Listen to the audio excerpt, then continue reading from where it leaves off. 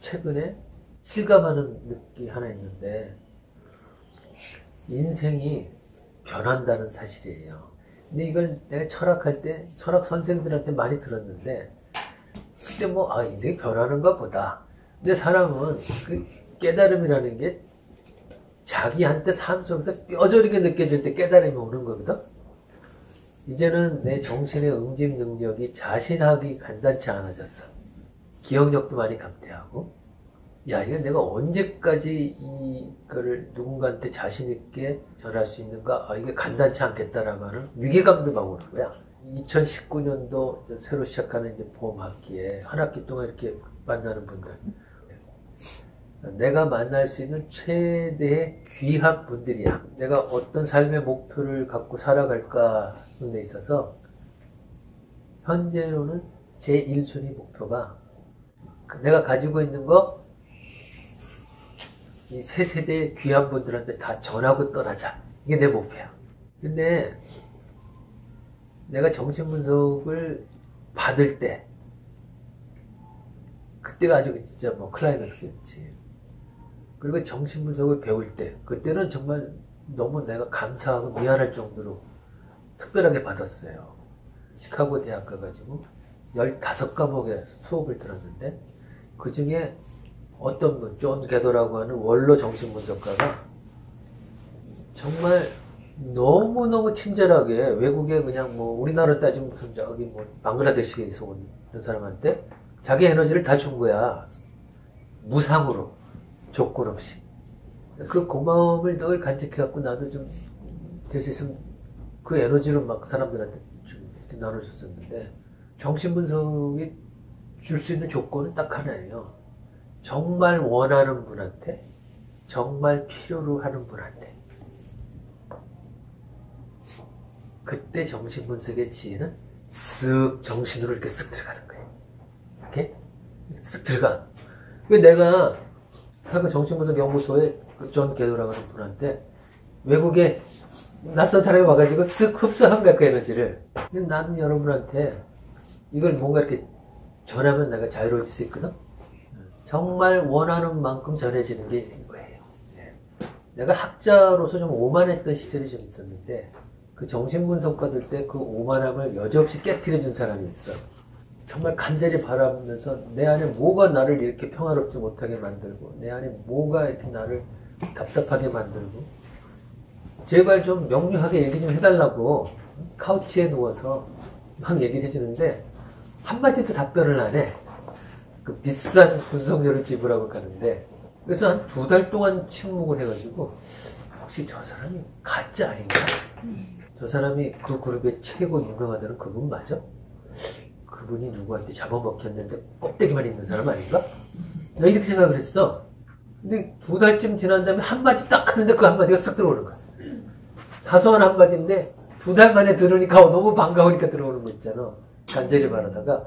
그래갖고 그 사소한 평범한 언어가 깊이 들어와서 나한테 에너지가 되더라고. 여러분이 정말 준비만 됐다면 내가 가지고 있는 거 존 게더 선생한테 내가 받았던 그 조건 없이 주는 그 에너지 다 주고 싶은데 여러분 정말 바라는 만큼 그게 될 거예요.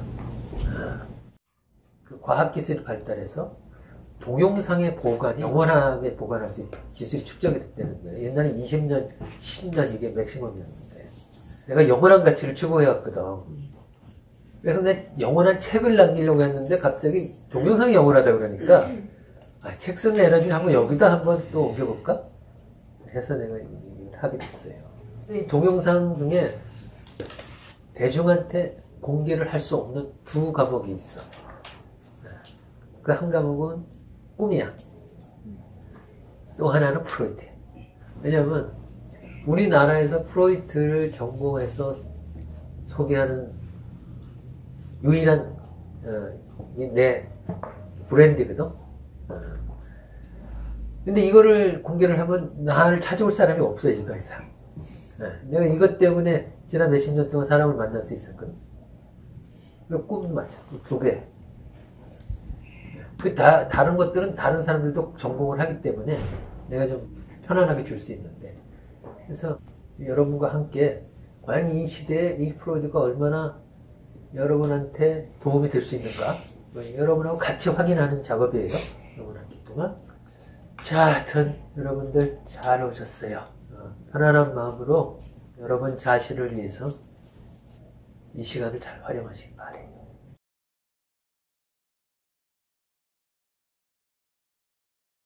첫 강의가 상당히 중요한데 오늘 그냥 첫 시간에 프로이드 선생이 처음으로 도전받은 그 현실적 과제, 이게 신경증 치료거든. 그래서 그냥 좀 임상 주제를 한번 처음에 소개하는 것도 뭐 새로운 자극이 될 수 있겠다 싶어서 오늘 첫 주제를 프로이드의 히스테리. 내가 그 정신분석 상담을 처음 시작한 게 99년부터예요. 그 당시에는 내가 대중 강의를 했는데 프로이드 강의를 하니까 세상에 반응이 대단했었어. 99년도에는 그랬어. 막 정신분석에 대한 관심의 그 강도가 막 눈빛이 긴장감이 그냥 쫙 해가지고 그 열기로 같이 공부 나도 열심히 했지. 그 당시 사람들이 상당 부분 성과 연관된 억압이 심했던 시대예요. 그 시대만 해도. 이 성과 연관된 억압이 서양에서 서서히 풀린 거는 1960년대 후반부터거든. 1960년대 후반부터인데 우리나라는 성과 연관된 억압이 풀린 게 내가 보기엔 한 2000년도서부터 좀 풀린 것 같아. 21세기 들어서.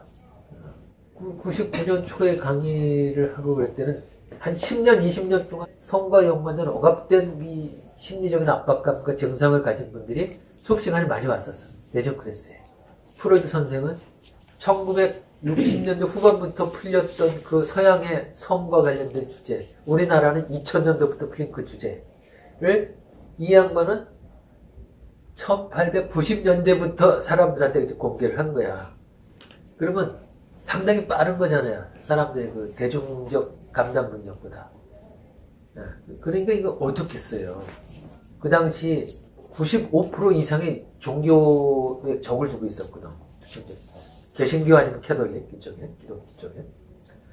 거기에 여자들은 특히 성과 연관된 것에는 여자의 입에서 성이 입에서 나오거나 하소연이 나오거나 그러면 그냥 그 자체는 매장이야, 매장. 알아요? 그 시대는 그랬었어. 대단한 억압의 시대인데, 프로이드 시대에, 이걸 한마디로 얘기하면 문화적인 억압이 엄청났던 시대예요. 억압의 주 테마가 하나는 뭐 권위에 대한 도전에 대한 억압이고 또 하나는 성에 대한 억압이고. 저런 삶 속에서 아이 때부터 자라나는 대체적으로 권위에 눌린 억압적 분위기 속에서 어릴 때부터 성장한 사람을 상상해보세요. 지금 이렇게. 어릴 때부터 억압된 분위기 속에서 성장했다가 사춘기, 청년기쯤에서 모든 사람이 다 그런 거 아니에요? 그 중에 일부 예민한 사람들이 증상이 발생을 해요. 증상이 발생을 하면 병원에 가잖아? 고통스러우니까. 근데 병원에 가도 정상이야, 의학적으로는. 그럼 이 사람들을 어떻게 처리하느냐? 이게 19세기 말에 프로이드가 속했던 오스트리아 의학계의 과제였어요. 이거는 의학으로 치료할 수 없는 거야, 여러분. 히스테리가. 히스테리가 그 의학적 진단명은 시민성 전환 장애라고 얘기해요. 마음의 요소가 신체로 전환돼 갖고 생기는 장애라는 거예요. Neurotic Conversion Disorder라고 그래가지고 의학적으로 치료가 간단치 않은 거예요, 이게. 그래서 아니 고통을 호소하는 사람이 말 못하는 사람이 몰라도 또 거기 힘 있는 사람들도 많아. 상류층에서도 대단히 막 요구해야 되니까 의료계에 막 압박이 가해졌을 거 아니야. 그래서 그 당시 이제 의사들이 이제 체면이 점점 위태로워지면서 이게 과제로 대두했던 그런 시대예요. 의사들이 뭐라고 생각했냐면 여성들이 주로 히스테리 그 증상들을 많이 갖고 있어가지고 자궁에 세균이 침투해가지고 생긴 병이다. 이렇게 결론을 내린 거야. 여자들이 주로 많으니까. 의사들은 기운의 침에 의해서 병을 설명하잖아, 주로. 그런데 이제 거기다 대고 프로이드가 의학적 접근이 아닌 새로운 접근을 한 거지. 소위 심리학적 또는 정신분석학적 접근을 한 거야. 자, 그래서 이것을 연구를 프로이드가 해가지고 이 당시에 서양 사회에서 그것도 미국과 유럽을 중심으로 1960년대 이후에 비로소 성이 억압이 풀렸다 그랬잖아요. 그 전에는 대단히 억압된 사회 속에서 아주 성실한 사람이 삶의 모델이야. 근데 19세기 말에 추적을 하다가 뭘 발견했어요. 그래서 프로이드가 발견한 거 내가 여러분한테 오늘 소개를 할 거야. 내가 이거를 우리나라에서 1999년도에 대중 클래스에 처음 소개했을 때 사람들이 다 놀랬어. 뭐냐? 정신과 의사들을 여러 번 찾아다닌 사람들이 굉장히 많았거든. 6, 70명 되는 클래스야. 근데 정신과 의사는 그 당시에 한마디도 안 해줘, 환자들한테. 당신 뭐 때문에 병이 생겼다라고 하는 거에 대해서. 근데 이걸 마치 대학에서 각인 듣듯이 이거를 설명받으니까 이 사람은 놀란 거지. 그래, 한두 병원 갔다 오면은 대체 우려계가 이렇구나라고 일반화 시켜버리잖아. 그래갖고 체념하고 사는 거지.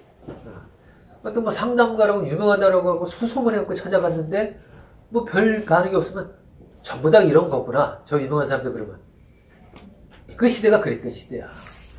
그럴 때 이거 설명해 줬을 때 지금은 여러분들이 이제 어떨지 몰라도 그 당시에는 대단했어. 들썩들썩했어. 옛날 아직 그 정신분석의 가장 기초인데 히스테리의 그 발생한 원인에 대한 간단한 소개를 할게요. 그리고 이제 한번 들어가 볼게요. 그래서 이 히스테리는 근본적으로 이제 증상이 있죠. 증상이 있으면 사람들이 주목받게 되잖아요. 증상이 고통스럽거든. 고통스럽고 또 불편하고 불쾌 뭐 다. 근데 이 증상이 있으면은 반드시 이 증상이 왜 생겼지? 원인 탐색을 하게 되죠. 그래갖고 원인이 제대로 밝혀지면 그 다음에 이제 어떻게 치료하는 것이 하는 게 좋은가 하고 치료 기법이 이제 나오는 거예요. 그래서 증상론, 병인론, 치료론 이 세 가지는 한 유기적으로 연결되어 있거든. 근데 히스테리 증상. 자, 내가 이 증상 설명하기 전에 여러분 여기 혹시 계신 분들 히스테리 증상을 자신이 갖고 있지 않다고 생각하시는 분 한번 손 좀 들어보세요. 자, 갖고 있지 않다 생각하시는 전부 다 히스테리야 그러면? 전부 히스테리야? 내가 1999년 처음 클래스에서 이 질문했을 때는 절반 정도 히스테리에 해당됐거든? 예? 근데 지금 2019년이에요. 이게 20년이 지났어. 20년이, 한국의 20년은 서양이 한 40년, 50년 속도로 빨리 변해. 엄청 변화 속도가 빨라, 우리나라. 대단한 거야. 그런데 요새는 히스테리 증상을 호소하는 내담자들이 별로 안 돼. 99년도 내담자를 받을 때 80%가 히스테리 증상 때문에 난 찾아왔어. 강의 클래스를 중심으로 해가지고 이제 성문제를 갖고 온 분들이 왔던 거야, 나한테. 히스테리 증상이 어떤 거냐면, 여러분. 여러분 지금 손 들까 말까 무슨 질문인지도 잘 모르죠, 사실. 그쵸? 히스테리 증상이 뭔지 잘 모르시죠? 쾌락 원칙이라고 하는 것이 삶을 살아가는 모든 자연 생명체의 제1원칙이야. 그것과 더불어서 사회적 삶을 개척하는 인간이라는 독특한 생명체한테는 현실원칙과 도덕원칙이라고 하는 두 가지가 또 달리 작동이 돼요. 그런데 쾌락원칙은 모든 자연 생명체의 근본이거든. 자, 쾌락원칙은 아주 단순해요. 기분 좋은 것을 또 맛보고 싶고 또 맛보고 싶고 기분 나쁜 건 즉시 피하고 싶고, 곧바로 피하고 싶고. 이게 쾌락 원칙이야. 이 원칙을 나는 우습게 여긴다, 싫어한다, 뭐 이렇게 생각하시는 분 있으세요? 없죠? 이게 모든 생명체의 기본이야. 근데 생명 보존 원칙, 생존 본능은 다소 불편해도 생명 보존보다 더 중요한 건 없거든. 그래서 쾌락 원칙에 다소 억울해도 내 생명을 지키려고 그러면 좀 참는 거지. 불쾌나 고통도 웬만한 거지. 그 히스테리 증상은 시민성 신체화 전환 장애예요. 그래서 여러분 살아가시는데, 지금까지 살아오시면서 여러분의 신체 기능에 대해서 적어도 나 신체 기능 하나는 무탈하게 잘 지내왔다, 이렇게 생각하세요? 내 근육, 내 신체 리듬 이런 거, 그리고 중요한 거는 쾌락과 연관된 신체여야 돼. 오케이? 신체 전체가 사실은 이제 프로이드가 주목하는 건 쾌락과 연관된 신체는 성감대하고 연관이 돼. 알았죠? 어떤 부분을 만질 때 나는 특히 쾌락 원칙이 더 나한테 더 섬세하게 잘 느껴지는 거야. 그래, 여러분, 지금까지 살아오시면서 여러분의 신체에 있어서 원 없이 만족감을 누리고 살아오셨어요? 잘 생각해보세요. 그리고 성적으로 만족감을 누리고 살아오셨어요? 자, 두 가지 질문 던지겠습니다.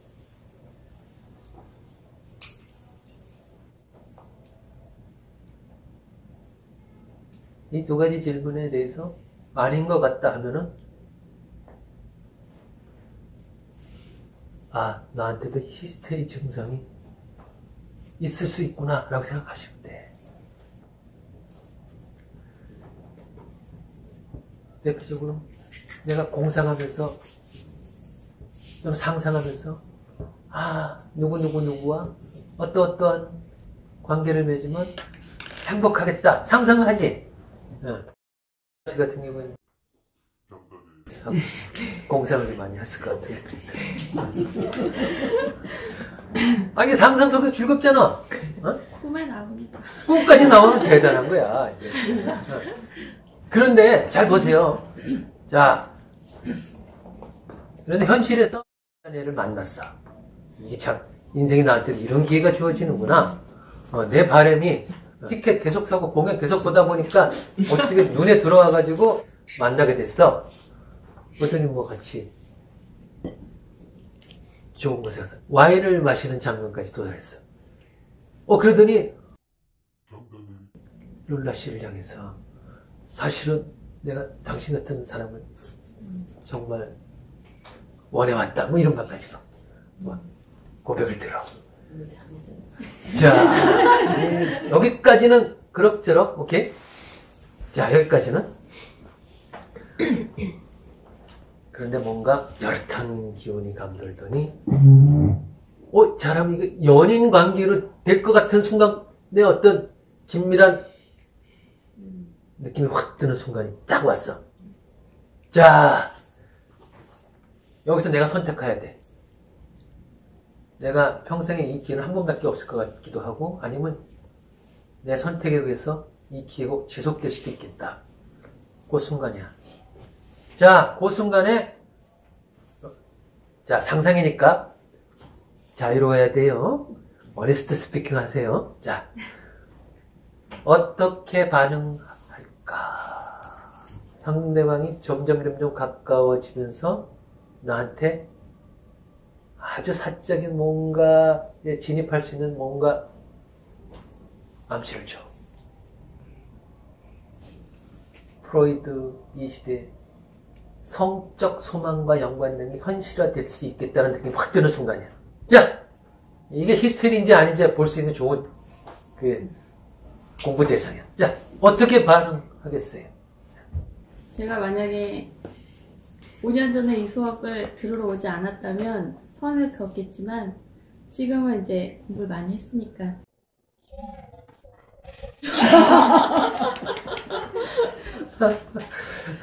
히스테리가 아니네, 그러면. 자, 히스테리가 아닌지, 긴지는 아직까지 몰라요. 중요한 거는,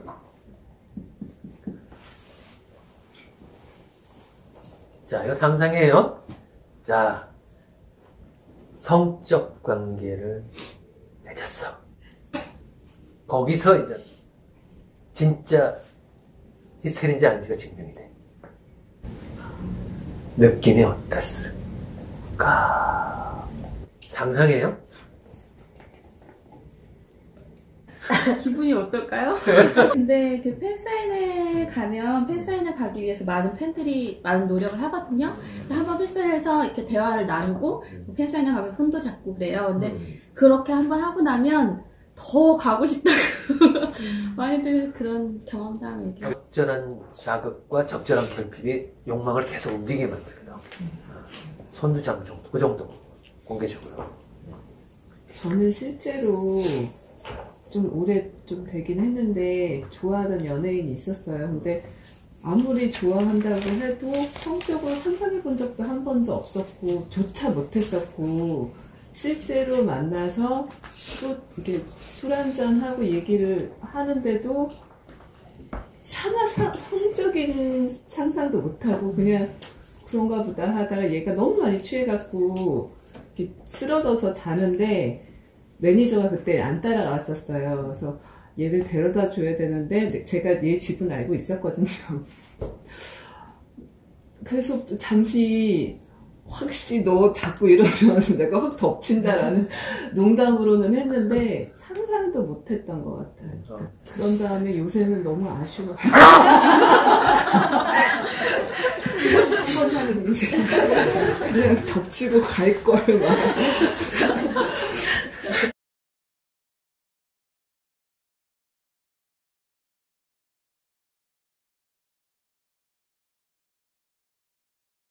네, 아주 참 시원하게 표현을 잘 하시네. 자, 히스테리는 자기가 정말 소망하는 사람하고 성적 관계 바로 직전 상황까지, 그 전까지는 괜찮아. 확 들어갈 때, 그때 억압이 일어나. 간절히 바라는 그 순간에 억압이 일어나. 그래갖고, 성적 상황을 피하던가, 성적 상황까지 갔을 때, 상대방이 간절히 원하니까, 그냥 어쩔 수 없이 갔을 때, 아무런 쾌감이 없어. 안 느껴져. 왜? 억압 때문에. 억압은 금지된 욕망과 관계된 그것을 누리려고 하는 그때 그걸 마비시키는 기운이야. 방어기제야. 이 방어기제가 왜 작동했느냐? 히스테리 정신 안에 조자가 있기 때문에 내가 이거를 하는 순간 엄청난 죄책감에 처벌을 받을 것 같아서. 이게 초자야.